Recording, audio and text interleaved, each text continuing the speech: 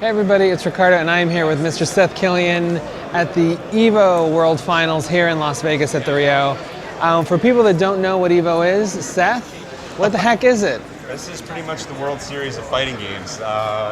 If you love fighters, this is where you are. We got the best of the best from, this year it's 46 different countries in here, thousands and thousands of competitors all coming here to do battle and basically put their name down in the fighting game world. And just to be clear, this is something that's been going on for a number of years. Started out small, but if we look at this room, this is maybe not so small anymore? Yeah, it's basically this started as a small gathering of friends and has blown up over the years. It's just grown and grown and grown, and as you know from the arcade days, like that spirit and that bond you get from somebody that you start off hating, you're like, I hate this guy, I can never beat him. And then you slowly learn to respect him, and then you become fast friends. That's basically what's caused this to grow to the size it is today, just from a little local gathering of friends to the biggest international competition in the world.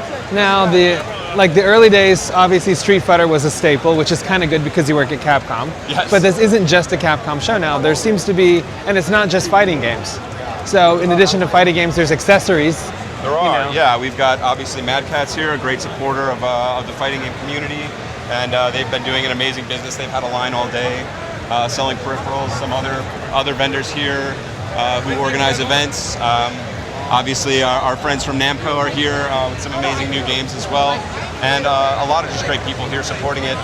So it's about the competition, but we've also got panels added this year with some of the top fighting game players and personalities and creators in the world. So it's been really just an amazing experience to watch this grow from just the tiny kernel into a really, worldwide global event. Yeah, and we've talked about this. What we've talked about really are kind of the things on the periphery of it. But over here, we're heading to the area where everything goes down. It's true. We're headed over to the main stage, and I got to say, it's still quite early in the morning. We still had about, I'd estimate 2,000 people here at 8 in the morning, which for gamers is really saying something. That's a commitment. And they just came by to check out some of the brand new games from Capcom. Of course, we got Ultimate Marvel vs. Capcom 3, Street Fighter Cross Tekken, Third Strike Online Edition.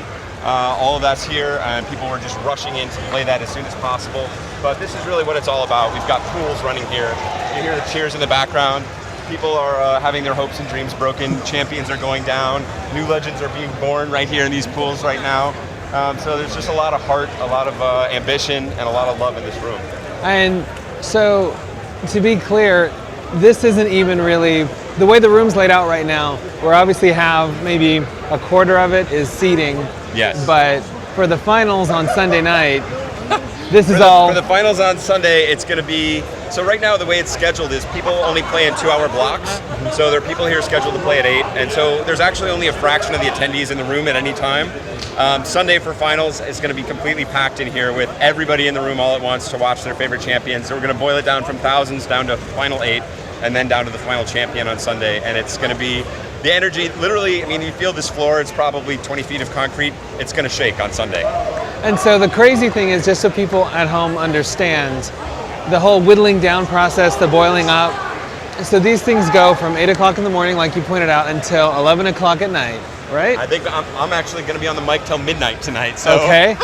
They've got it running like nonstop, constantly. We know we have the best of the best in the world here, and we want to give them as many opportunities as they can to play and to see other people and to see old friends. That's really what it's all about for me, is seeing so many old friends here at the event. Now, what's interesting is this has been going on even before the fighting renaissance kind of kicked up. It's true, actually. So this event was running even during what we call the dark times of fighting games, when really they had shrunk in the gaming world to a small fraction of the genre, and they've now grown back up into really a force again. But EVO actually began well over 10 years ago and began growing every year. And again, it's that same bond, just that same energy and love that brought people together and has kept them together. So EVO grew every year, and then with the resurgence with Street Fighter 4 and some of the other great titles that have been coming out, it's just been electric ever since then. So here we're actually over in the bring your own console area, so people plug in whatever. You'll find some of the traditional tournament games, as well as really obscure fighters. Teenage Mutant Ninja Turtles Tournament Fighters is going to have an event. Wow. Old Street Fighter 2 games, you name it. Speaking of like the stuff in this room, it's not all just guys, surprisingly. No, there's actually, I think that's been an amazingly healthy thing for the community. We've really seen the number of women. Obviously, this was a typically male-dominated competition for a long time.